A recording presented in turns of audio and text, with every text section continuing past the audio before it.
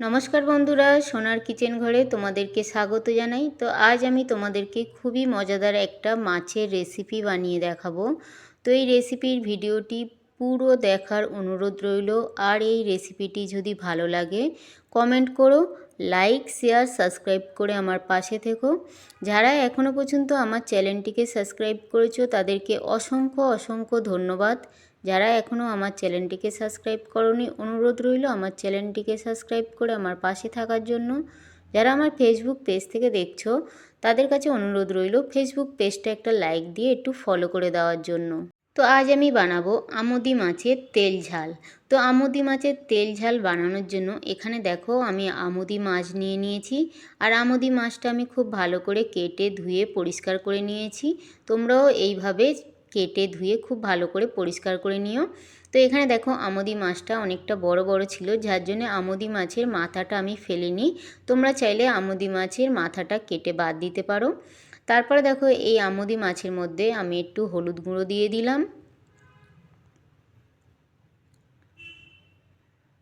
একটু আমি ঝাল লঙ্কার গুঁড়ো দিয়ে দিলাম, একটু আমি নুন দিয়ে দিলাম, আর একটু আমি লেবুর রস দিয়ে দিলাম। এই আমুদি মাছের মধ্যে একটু লেবুর রস দিয়ে মাছটা রান্না করলে খেতে কিন্তু ভীষণই ভালো লাগে। তো আমি এখানে একটু লেবুর রস দিয়ে দিলাম।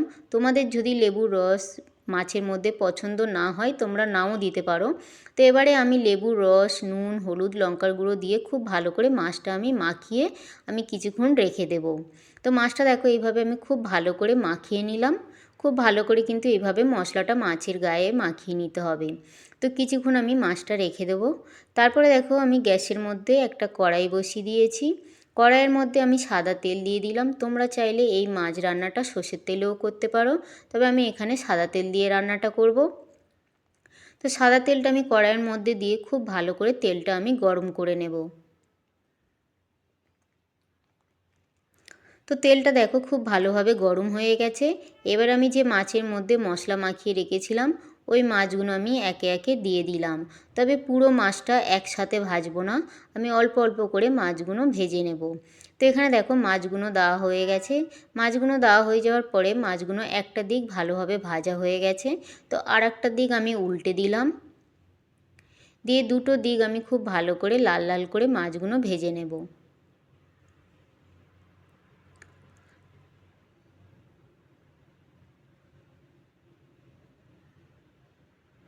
তো এইভাবে দুটো দিক আমি খুব ভালো করে লাল লাল করে ভেজে নেব।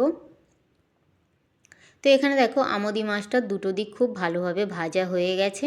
তো আমুদি মাছটা আমি কড়াই থেকে তুলে নিলাম।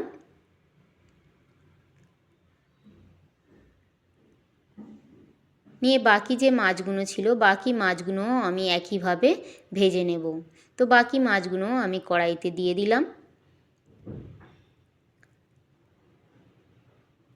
তো বাকি মাছগুলো ভাজা হয়ে গেছে, বাকি মাছগুলো আমি তুলে নিলাম কড়াই থেকে।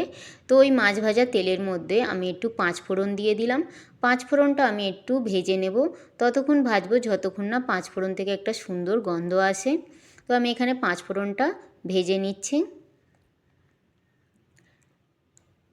তো এখানে দেখো পাঁচফোড়নটা কিন্তু খুব সুন্দরভাবে ভাজা হয়ে গেছে।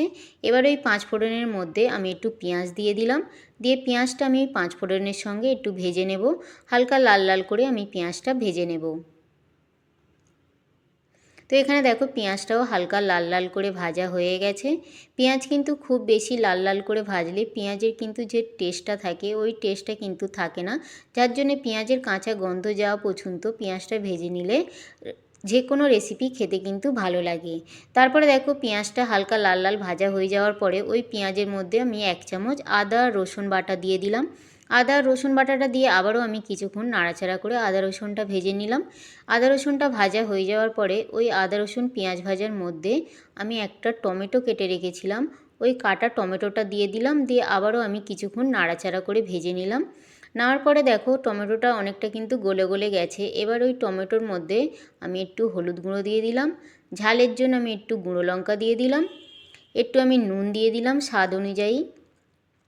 আর 3 থেকে 4টে আমি কাঁচা লঙ্কা দিয়ে দিলাম। তবে ঝালটা তোমরা কে কীরকম খাও সেই অনুযায়ী ঝালটা কম বেশি করে নিতে পারো। তো মশলাগুলো দিয়ে খুব ভালো করে মশলাটা আমি কষিয়ে নিচ্ছি, যাতে হলুদের কাঁচা গন্ধটা না আসে।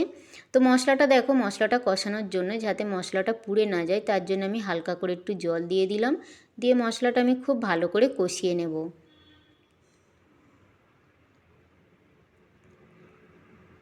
তো এখানে দেখো মশলাটা খুব সুন্দরভাবে কষানো হয়ে গেছে, মশলা দিয়ে তেল ছেড়ে দিয়েছে। তো খুব সুন্দরভাবে মশলাটা কষানো হয়ে গেছে। তো এই আমুদি মাছের তেল ঝাল আগে যদি কোনো দিন বানিয়ে না থাকো, তো এইভাবে আমার মতন করে একবার হলেও বানিয়ে দেখো, আশা করি সবার ভীষণ ভালো লাগবে। তারপরে দেখো মশলাটা কষানো হয়ে যাওয়ার পরে এই আমুদি মাছের তেল ঝালের জন্য আমি আগে দিয়ে একটু কালো সর্ষে আর সাদা সর্ষে পিষে রেখে দিয়েছিলাম, সেই সর্ষে বাটাটা আমি দিয়ে দিলাম।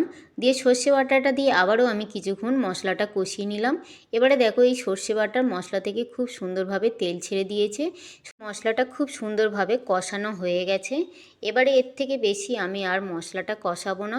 খুব বেশি সর্ষে বাটা দিয়ে কষলে সর্ষেটা কিন্তু তিতে হয়ে যায়, খেতে কিন্তু তখন অত আর ভালো লাগে না।